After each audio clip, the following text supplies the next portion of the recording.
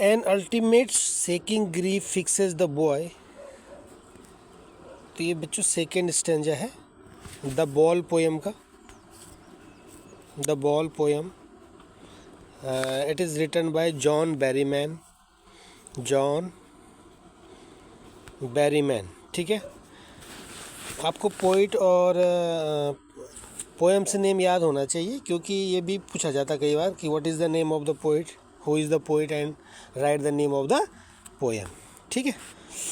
तो an ultimate shaking grief fixes the boy as he stands rigid trembling starting down all his young days into the harbor where his ball went. I would not intrude on him. A dime another ball is worthless. तो इसमें कह रहा है ultimate. Ultimate means जो अंतिम था, last. सेकिंग grief means होता है सैडनेस कह सकते हैं, यानी अत्यधिक दुख होना, अत्यधिक दुख होने को कहेंगे, ठीक है।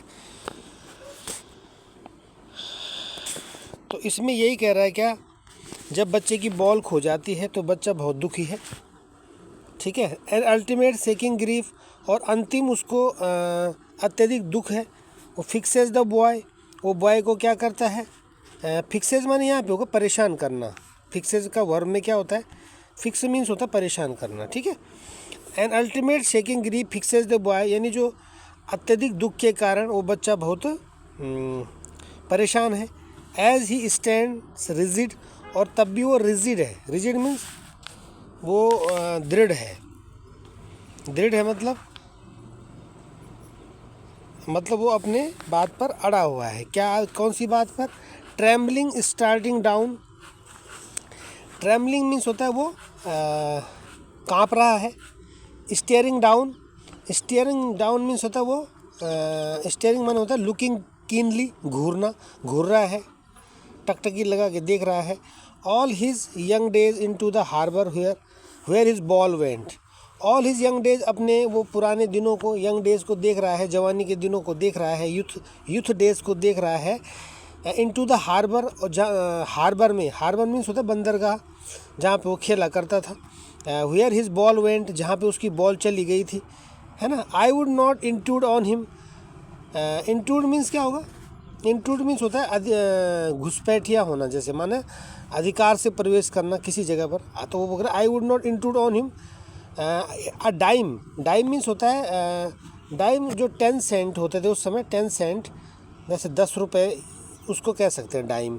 अ डाइम अनदर बॉल, वो बोलते हैं ना 10 रुपये लेके दूसरी बॉल ले लो। इज़ वर्थलेस, ये सब कहना उसके लिए बेकार था। मतलब उसको वही बॉल चाहिए थी, हालांकि और बॉल भी ले सकता था, ठीक है। वो बॉल उसको बहुत प्रिय थी, ये कह सकते हैं, ठीक है। यानी वो कह रहा है क्या, वो ये कहना चाह रहा है कि गेंद गायब होने से वो क्या है, सेकिंग ग्रीफ है, परेशान है। यानी गेंद गायब होने से वो दुखी है, काँप रहा है, ट्रेम्बलिंग कर रहा है, और अपने पुराने दिनों की यादों को वो घूरता है। All his young days into, है ना, steering down all his young days, अपने पुराने दिनों की यादों को वो याद करता है, स्टेयरिंग करता है। जब वह क्या करता था, हार्बर में अपनी गेंद से खेलता था, है ना। हिज बॉल वेंट, जहाँ उसकी बॉल चली गई थी। आई would not intrude on him, और मैं वहाँ अधिकार से प्रवेश नहीं करूँगा। अ डाइम 10 सेंट, यानी एक 10 सेंट का सिक्का तो उसके लिए मामूली है, ठीक है। अनदर बॉल, और दूसरी गेंद, इज़ वर्थलेस, वो बेकार है। यानी अब वह इस ये जो फिजिकल वर्ल्ड है, इस भौतिक संसार की जो प्राप्त जो वस्तुएं हैं, है ना, उन वस्तुओं में अपना प्रथम क्या समझता है, अपनी रेस्पॉन्सिबिलिटी को समझता है, ठीक है। मतलब पोइट ये कहना चाह रहा है कि छोटे बच्चे गेंद तो ज़रूर खरीदेंगे, और गेंद खो जाना भी सदैव होता रहेगा, क्योंकि बच्चे खेलते हैं तो गेंद उनकी खोती रहती है, और कोई भी गेंद वापस नहीं खरीदता है, ठीक है। मतलब वही गेंद वो नहीं ला सकता है जो बॉल खो जाती है, हालांकि वो दूसरी गेंद पैसों से ले आता है, ये कह रहा है ना। तो क्या है, मतलब कहना चाह रहा है कि पैसा तो क्या है, एक भारी वस्तु है। धन तो क्या है, एक भारी वस्तु है, ठीक है। अपनी निराश आंखों के पीछे लड़का यह सब सीख रहा है। वह जानता है कि किस प्रकार की हानि है और उसका किस प्रकार साथ दिया जा सकता है।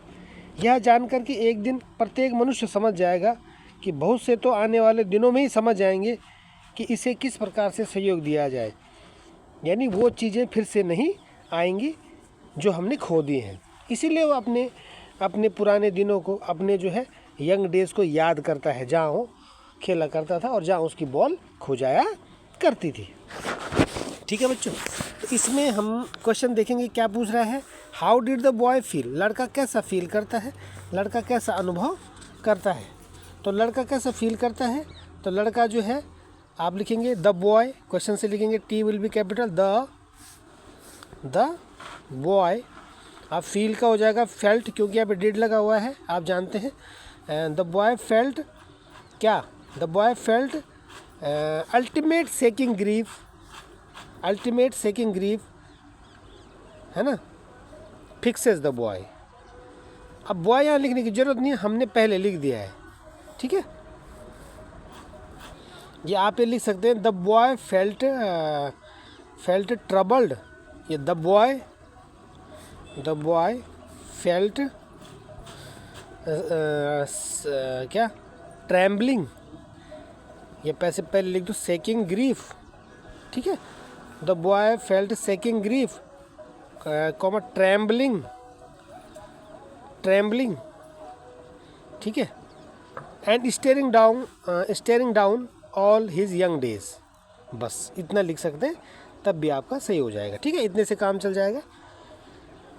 ये आप ऐसे लिख सकते हैं the boy felt troubled and stood trembling. बच्चा क्या कर रहा था, ट्रबल्ड फील कर रहा था, और स्टूड ट्रैम्बलिंग और खड़े होकर वो काँप रहा था। ठीक है, अगर आप ये भी लिखते हो an ultimate shaking grief fixes the boy, ठीक है, एज ही स्टैंड। लेकिन आप क्या करते हो, आप कॉपी में क्या करते हो, इस स्टैंजो को आपने ऐसे उतार देना है, तो इससे आपको मार्क्स नहीं मिलते हैं।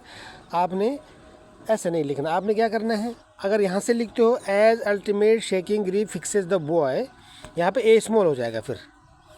ठीक है, कॉमा करके लिखेंगे as he stand rigid trembling staring down all his young days into the harbour. ठीक है, इतना भी लिखोगे तो आपको पूरे मार्क्स मिलेंगे। ठीक है, चलिए दूसरा देखते हैं।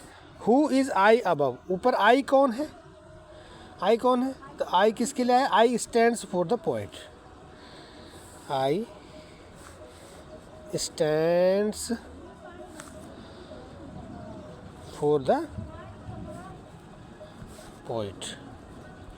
ठीक है, आई किसके लिए आया है, पोएट के लिए आया है। आई किसके लिए आया है, तो ये आई सब्जेक्ट नहीं है, ये आई किसके लिए आया है, इसलिए यहाँ पे एस आ रहा है। वैसे आई के साथ एस नहीं आता, लेकिन ये सब्जेक्ट नहीं ना, वो बोला आई किसके लिए है, तो I stands for the poet. इसको इनवर्टेड कॉमा में कर देंगे। ठीक है, what is a dime, dime क्या है, a dime is of 10 cents. क्या है, अ डाइम मतलब बताया ना, 10 पैसे कह सकते हैं, 10 रुपये कह सकते हैं उस समय की। ठीक है, ये यूएस की करेंसी है। A dime is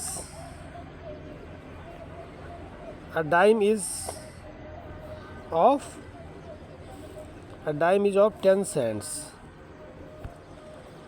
a dime is of 10 cents. ठीक है, बस।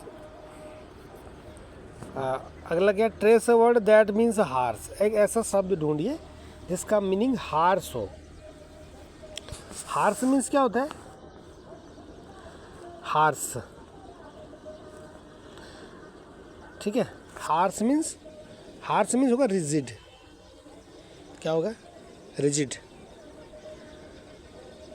ठीक है बच्चों, रिजिड माने सख्त, हार्स माने वही होगा सख्त, कर्कश। ठीक है, द वर्ड रिजिड आया था ना कहीं पे, हाँ ये है, ये आ रखा है। ठीक है, the word rigid means harsh, सख्त मतलब। ठीक है, बस हो गया ये भी। ठीक है, who is the poet of this poem, या what is the name of the poem ये भी आ सकता है। The name of the poem is the title of the poem is the ball poem, ये पहले ही बताया मैंने आपको, द बॉल पोएम, ठीक है। And the poets name is poets name is John Berryman, ठीक है, जॉन बैरीमैन। चलो बच्चों, तो इसकी प्रैक्टिस आप कर लेंगे, ठीक है।